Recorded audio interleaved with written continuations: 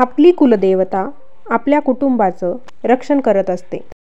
आपल्या कुटुंबात येणाऱ्या अडीअडचणी, संकट हे सगळं दूर करण्याचे काम कुलदेवता करत असते. म्हणूनच आपल्या कुलदेवतेची सेवा आपल्या हातून होणं आवश्यक आहे. सेवा म्हणजे जास्त काही नाही. कुलदेवतेच्या सेवेमध्ये 5 गोष्टी आहे ज्या अगदी करायलाच पाहिजे. तर अशा कोणत्या त्या 5 गोष्टी आहेत हे आपण आजच्या व्हिडिओमध्ये जाणून घेणार आहोत. हाय हॅलो नमस्कार, मी कोमल आणि स्वागत आहे तुमचं नाशिककर कोमल या यूट्यूब चॅनलवर. धार्मिक, आध्यात्मिक तसेच सणावारांचे व्हिडिओ पाहण्यासाठी आजच आपल्या चॅनलला सबस्क्राईब करा. चला तर मग व्हिडिओला सुरुवात करूया.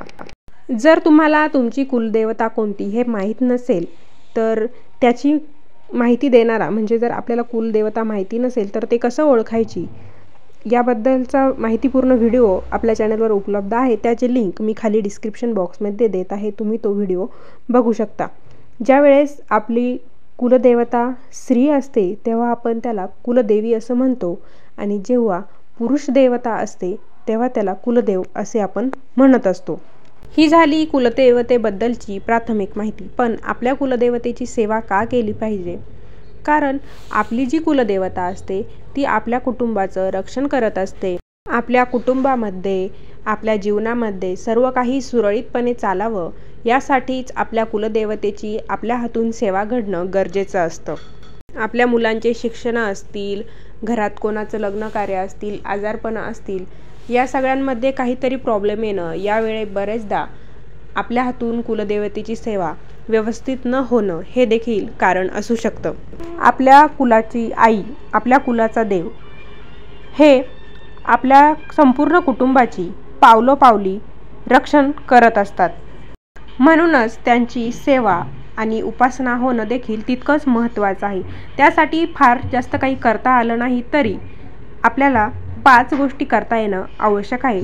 तर त्यातली पहिली गोष्ट म्हणजे तुमच्याकडे कुलदेवतेचा टाक, मूर्ती किंवा फोटो यापैकी कोणतीही एक गोष्ट तुमच्या घरात असायलाच पाहिजे, ज्याची तुमच्याकडून रोज नित्यनेमाने पूजा झाली पाहिजे. तुमच्याकडे पूर्वापार चालत आलेले टाक तुमच्या जर देवघरामध्ये असतील तर अतिउत्तम. तुमच्यापैकी बऱ्याच जणांच्या घरात जर पूर्वापार चालत आलेले टाक नसतील तर तुम्ही देव्हाऱ्यात कुलदेवतेची मूर्ती किंवा फोटो ठेवायलाच हवा. नुसतं ठेवायचंच नाही तर रोज नित्यनेमाने त्याची पूजा देखील तुमच्या हातून झाली पाहिजे. दुसरी गोष्ट म्हणजे तुमची जी कोणती कुलदेवता असेल तर त्या कुलदेवीचा जप तुम्हाला रोज किमान 1 माळ तरी करायचा आहे. समजा तुमची कुलदेवी महालक्ष्मी माता आहे तर श्री महालक्ष्मी देवे नमः असा जप तुम्हाला 1 माळ तरी करायचा आहे. विवाहित स्त्रीने तिच्या सासरच्या कुलदेवीचा जप करावा.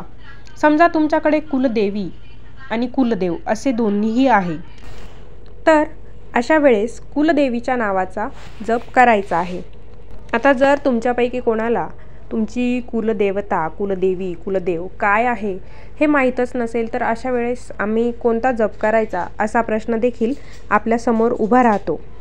तर अशा वेळेस श्री कुलदेवताय नमः असा जप केला तरी देखील चालेल. कुलदेवता कोणती हे माहीत नसताना जर असा नामजप केला तर आपली कुलदेवता कोणती हे सांगणारं नक्कीच कोणीतरी भेटतं असा अनेक साधकांचा अनुभव आहे.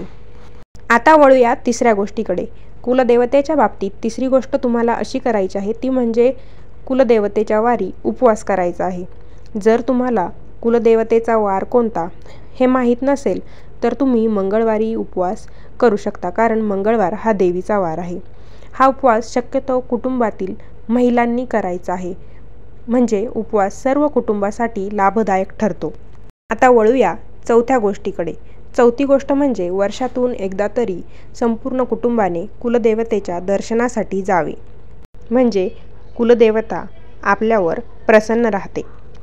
त्यानंतर 5वी गोष्ट अशी करायची आहे ती म्हणजे कुलदेवतेची वेळोवेळी ओटी भरायची आहे. जर तुम्हाला कुलदेवतेच्या ठिकाणी प्रत्यक्ष जाऊन ओटी भरणं शक्य नसेल तर तुम्ही घरात मूर्तीची किंवा फोटोची देखील ओटी भरू शकता. आपल्या आध्यात्मिक उन्नतीसाठी ज्या देवतेची आपल्याला आवश्यकता असते अशा कुटुंबातच भगवंत आपल्याला जन्माला घालत असतो. आध्यात्मिक उन्नतीसाठी कुलदेवतेची सेवा कशी करावी हे जाणून घेतल्यास कुलदेवता जलद गतीने आपल्यावर प्रसन्न होते. कुलदेवतेची उपासना करून आध्यात्मिक आणि हिंदवी स्वराज्य स्थापन करून व्यावहारिक उन्नती करणारे आदर्श उदाहरण म्हणजे छत्रपती शिवाजी महाराज. तुळजापूर येथील तुळजाभवानी माता ही छत्रपती शिवाजी महाराजांची कुलदेवता होती.